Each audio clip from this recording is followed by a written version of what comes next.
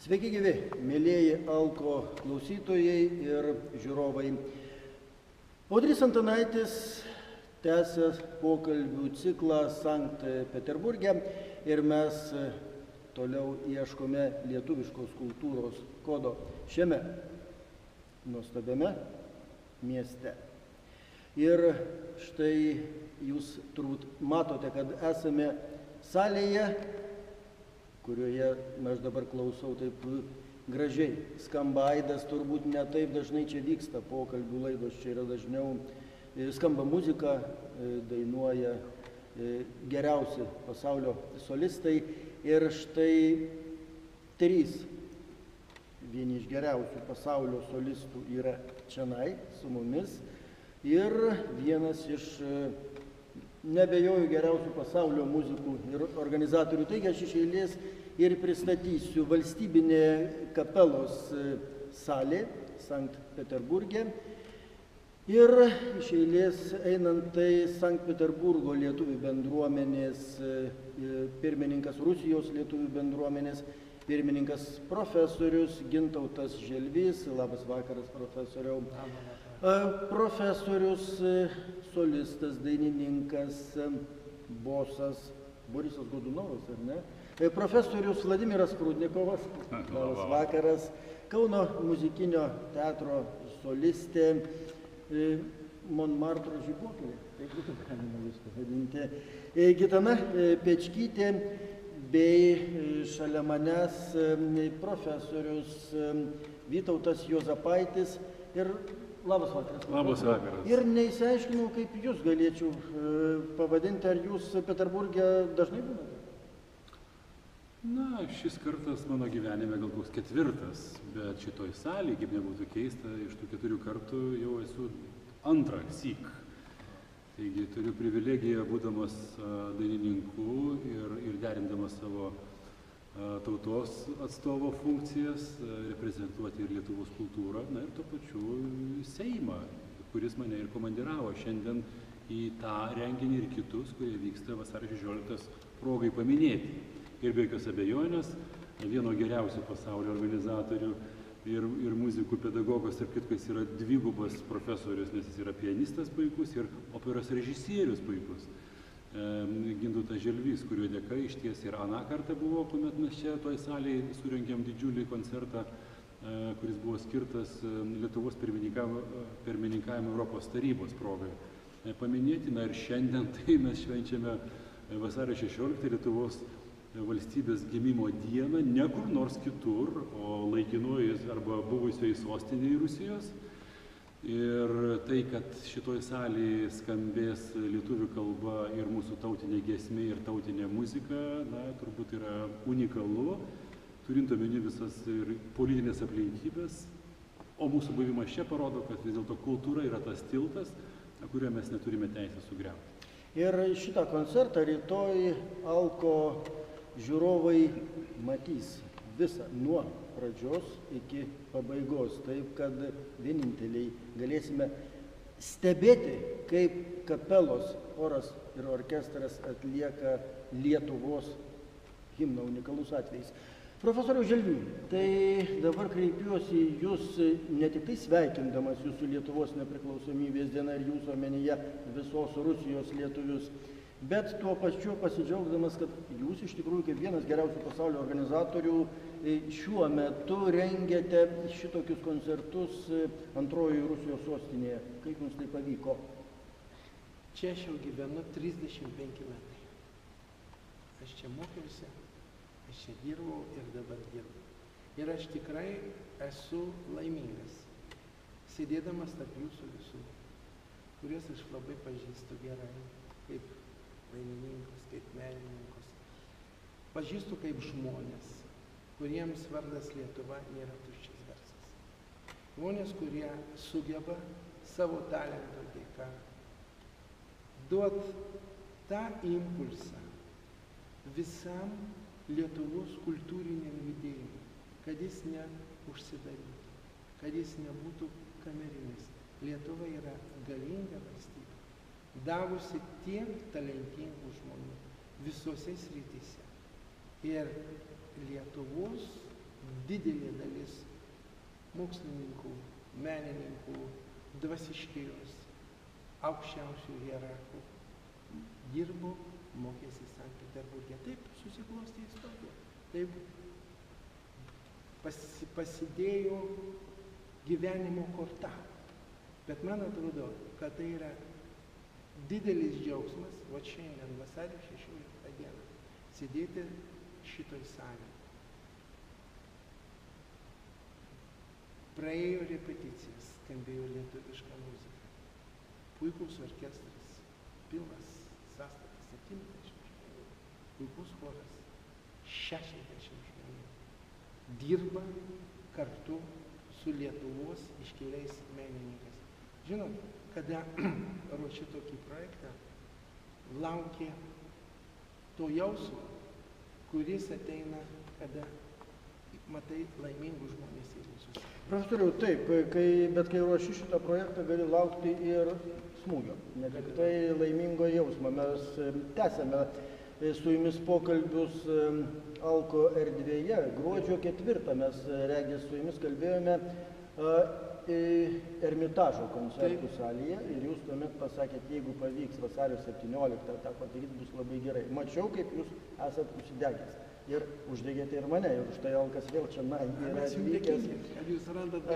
Ir vis dėlto, kaip šiais laikais, kai labiau norėtų smūgiuoti, o ne džiaugtis kultūriniais ryšiais, jums pavyko šitą padaryti? Aš jums pasakysiu, yra iškilūs žmonės ir Rusijoje, yra iškilūs žmonės ir Lietuvoje.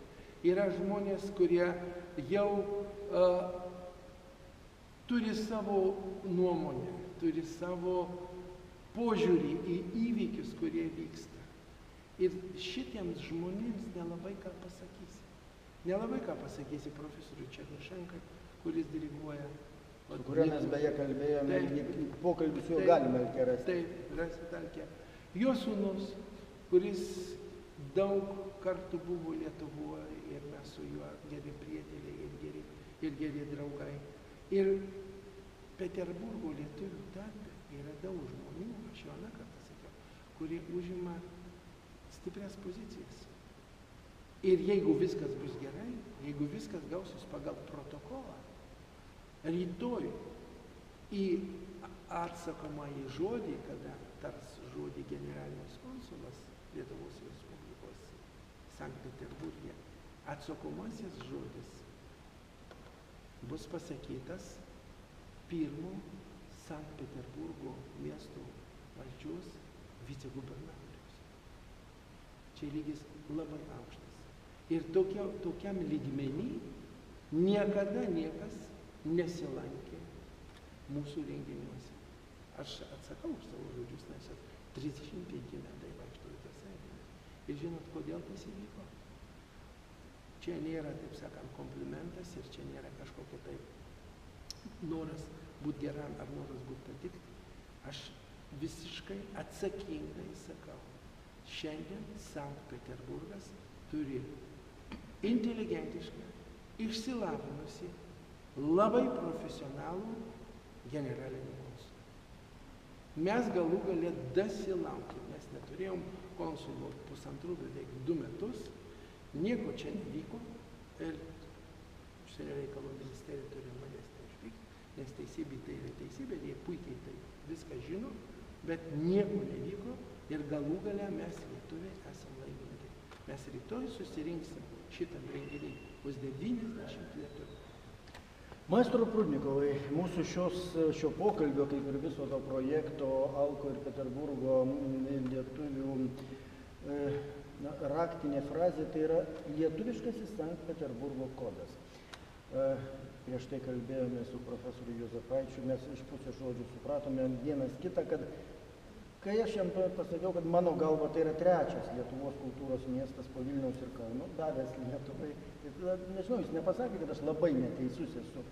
Taigi jūs, kokią matote praeitį, dabartį ir ypatingai ateitį, šiandieniniai įtemptoj politiniai situacijai, jūs atvažiuojate čia į Rusiją, į Sankt Peterburgą. Ne kur nors į Varšuvą, ne į Berlyną, bet į Sankt Peterburgą.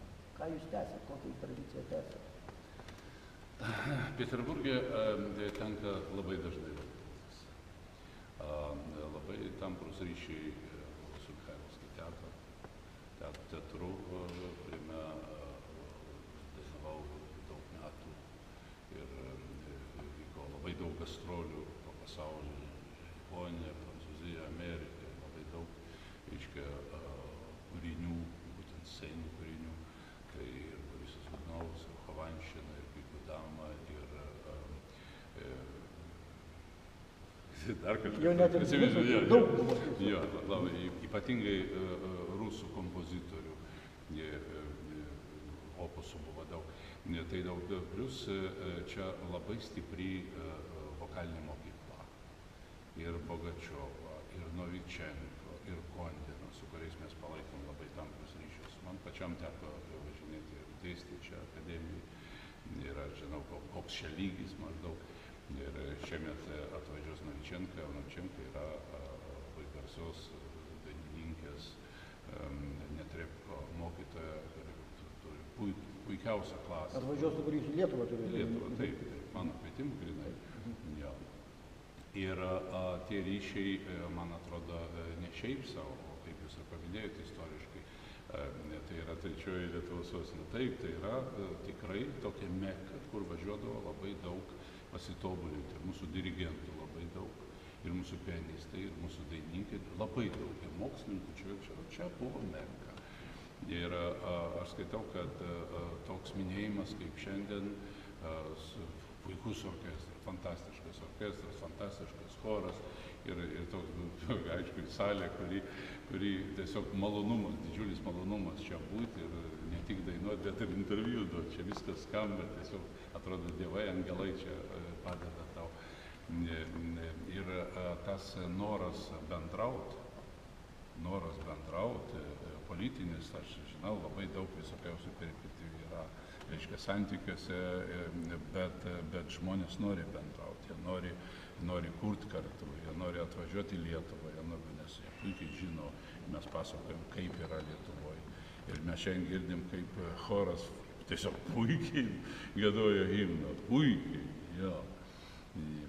Ir tai suteikia vilčių, kad visgi ir ateityje mes turėsim labai glaudžius ryšius ir dažnai važinėsim ir jie dažnai atvažiuos pas mus. Ir tai, ką jūs sakote, tai nėra praeities ryšiai, nes daugelis galėtų gal prisiminti Baranauską, Maironį, Daukantą, bet tai buvo, iš tikrųjų tai buvo, bet tai buvo praeityje, šiek tiek seniau.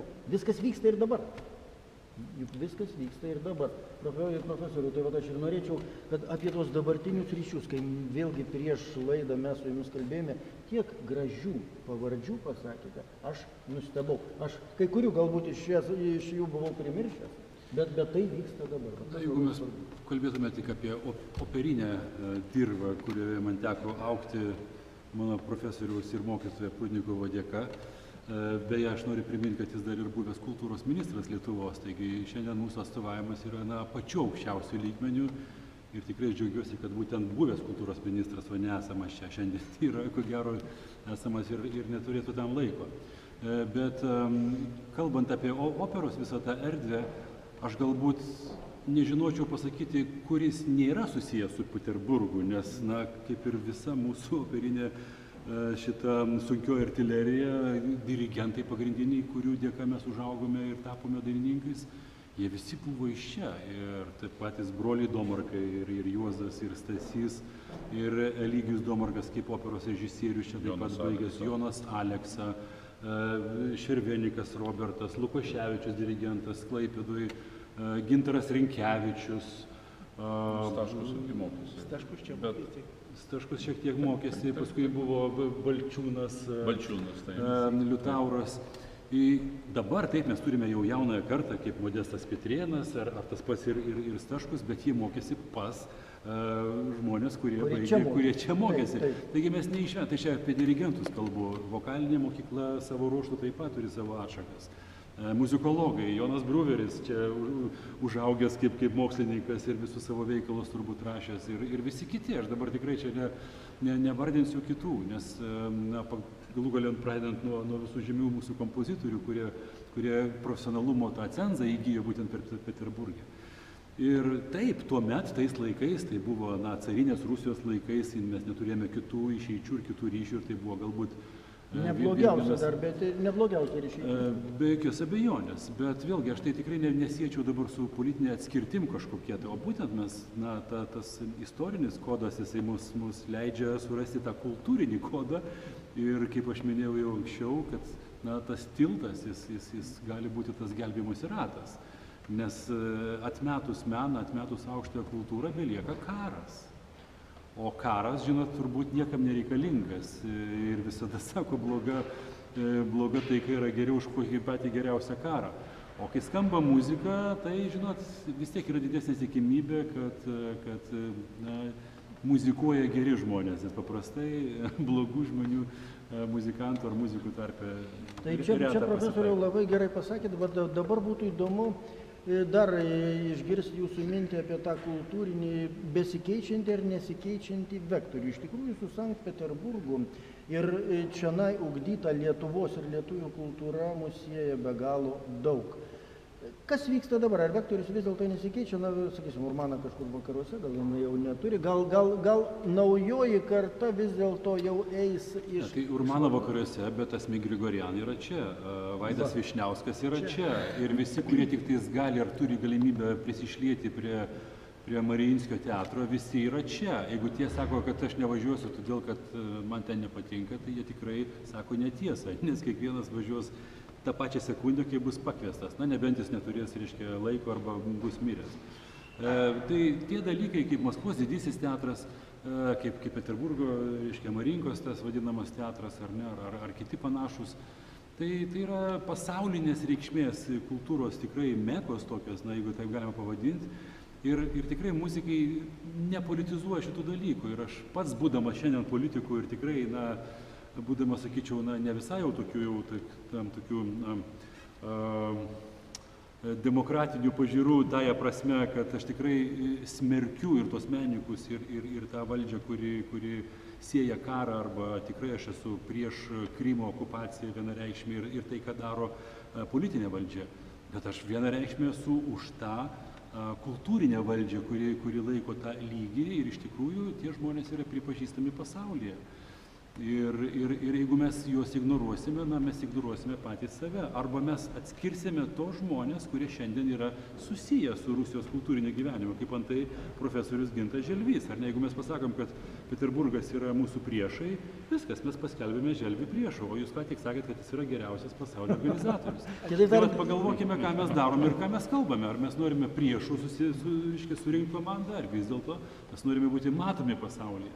Ir šiandien yra galimybė ir jūsų Alko pagalba būti matomais ne tik Alko portale, bet jį gali žiūrėti visas pasaulis. Taip. O pasaulis žiūrės mus iš čia, iš Peterburgo, iš Kapelos salės. Taigi šiais laikais, ypatingai tokių technologijų aukštųjų laikais, pasaulis tiek sumažėja, kad mes tikrai, pasakydami vieną ar kitą žodį, rizikuojame, kad mus išgirs visas pasaulis. Užtat labai atsakingai reikia tą daryti. Gerbiamą Gitaną, Alkas labai draugiškai bendradarbiauja su Kauno valstybiniu muzikiniu teatru.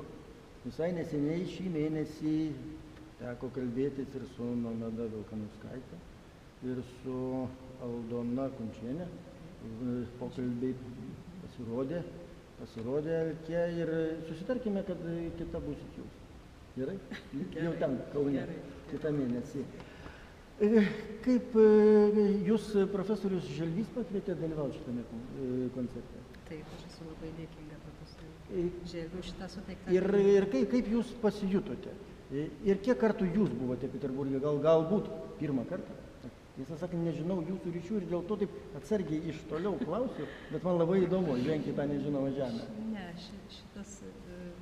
šitas susitikimas yra šioje salėje pirmą kartą, iš tikrųjų, Peterburge aš esu 5. kartą, jeigu neklystu, berods tiek.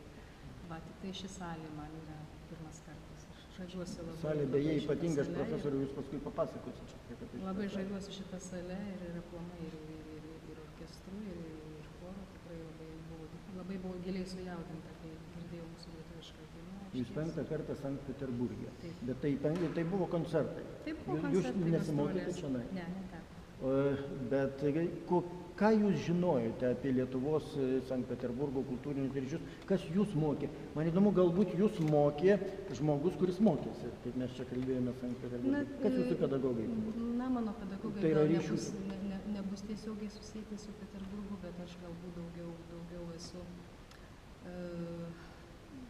daugiau galėčiau paminėti būtent dirigentus, ką kalbėjau, tai būtų, su kuriais teko dirbti.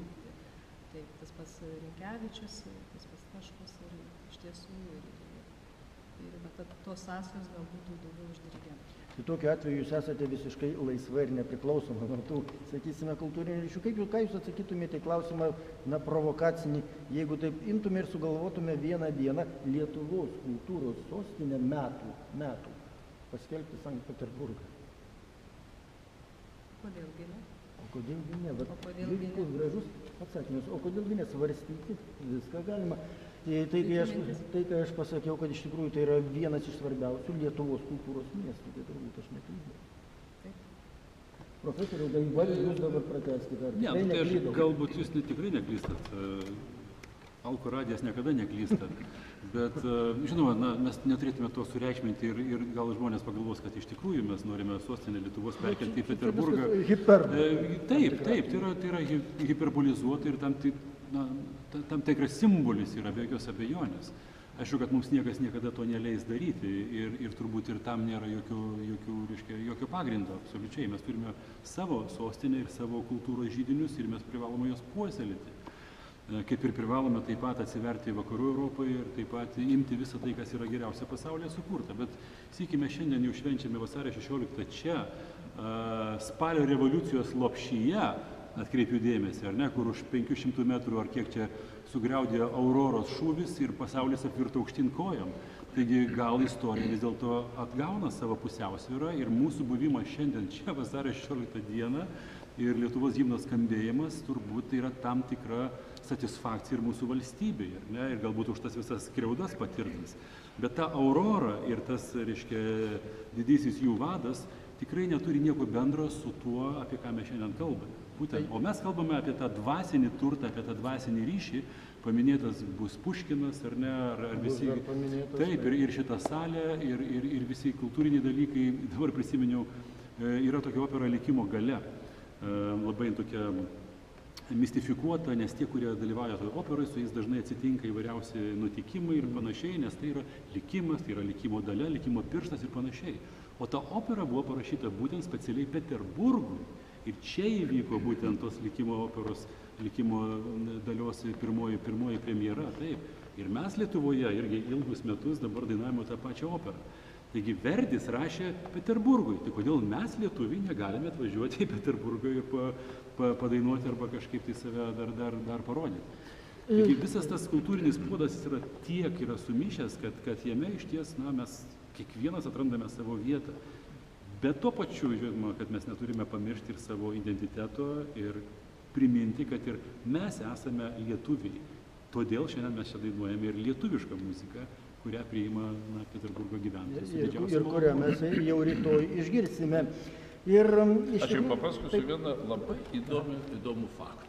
Puikų maestro. Tai galbūt ne televizijai, bet jums įdomu bus paklausyti, aš vakar Gitanai papasakoju. Reiškia, labai sena moteriškaitė, teatralė, kuri Michailovskai teatr dirbo nežinia ko. Visą laiką buvo ten. Keletą kačių visada šalia buvo vaikščiojo ir jinai vaikščiojo, kažką tai paišė, kažką tai ką. Ir po Boriso Godunovo vieną kartą po repeticijos jis sako, Vladelį, ateik pas mane arbatos. O jinai gyveno kaip tik Michailovskai teatro kieme, namelis ir langai išeina grybajėdavo kanalą, reiškia, jo. Mes geriam kavą, kažkokį pončikai ir jinai man pasako istoriją.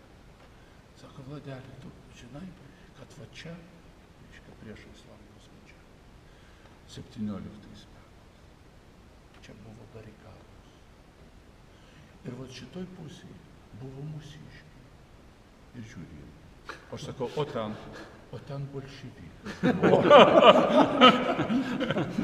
Fantazijos. Kuriais metais čia buvo, maestro? Čia buvo prieš gal 20 jau metų. prieš 24 kokius metus. Jo. Tai buvo drąsu ir Tai įdomu. moteriška pasaka. Beje, Taip. artėjant... Papasakoj tokių istorijų. Čia ir tiesa, ir kaip anekdotas, ir...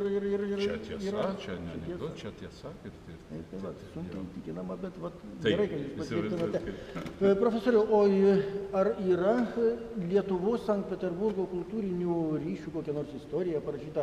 Ar jūsų manimų nereikėtų priminti nuo pačių seniausių laikų? Ten aš nežinau, kada tie seniausiai, man tai su Daukantu kažkaip siejasi, bet visos tos istorijos išdėstyti. Nes kai mes važiavom čia, man kai kurie bendradarbiai sakė, klausykit, ne tik tai mes mokėmės iš Peterburgo, bet ir mes formavome, ir mes davėme kažką Peterburgui. Profesorius, šiandien jūs kaip tik ir duodate. Ir Ermitažo koncertų salės. Atvažiuoja Čiurlionio menų gimnazijos.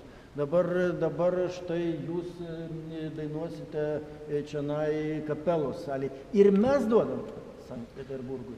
Jums leidus, aš įsiterpsiu vienai sekundė, aš tiesiog priminsiu apie Saulių Sondeckį, kurį mes ką tik palydėjome į amžinąjį pasaulį. Ir būtent, aš paminėjau šiandien apie mūsų kultūros ministrą dabartinį, kuris nerado laiko ateiti į jo laidotuvės, o Sankt Peterburgo Ermitažo orkestro direktorius, kurį sukūrė kartu su Sauliu Sondeckiu kamerinį orkestrą, atvažiavo specialiai ir pasakė graudinančią ir jaudinančią kalbą prie kapo duobės, būtent įvardydamas Saulių Sondeckį kaip savo ir Peterburgo tos kultūrinės visuomenės mokytoją. Kitaip dar ir mes. Absoliučiai vienareikšmiai, taip, bet vėlgi mes šitoj situacijai turbūt graudu vėlgi suvokti, kad tokie žmonės kaip Saulius Sondeckis, pripažintas pasaulio menininkas, Lietuvoje taip ir buvo nustumtas į šoną ir net paskutinę valandą nebuvo sugebėta adekvačiai jo pagerbti. Bet matot, tam mes ir kartu čia susirenkame, kad mes atkreiptume tai dėmesį, kad tai yra be galo svarbu. Tai matot, ir Daukantas, ir Aleksai, ir Sondeckis, tai yra pasaulio žmonės. Ir šią kultūrą, reiškia Rusijos kultūrą, ir Lietuvos kultūrą susipynę, reiškia, ir nešam tą pasaulio ir Lietuvos. Ir aš manau, žiūrovam bus dar vienas mažas štrichas. Sekundės, taip, reikalas. Peterburgo konservatorija, kada mes netekom Sauliaus Sondeckio, atsiuntė vainiką ir ten buvo užrašas. Pasakysiu lietuviškai.